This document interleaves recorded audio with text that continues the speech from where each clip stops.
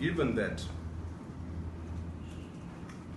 the coup has asserted itself the manner in which it has, and has undertaken to have elections held next year, in 7 months' time.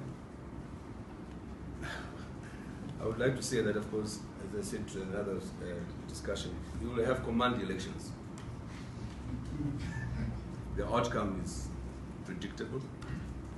The Zimbabwe military is known for its brinkmanship. The last 4 elections have been highly militarized.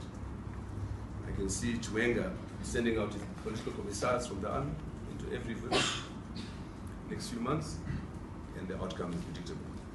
My recommendation, therefore, is, as my colleague Tony Rila said yesterday, cure the coup. Cure the coup. We must find some way of reversing the coup by having SADC, the AU, and the global community we accept that Mugabe is gone. I think everybody is relieved he's gone.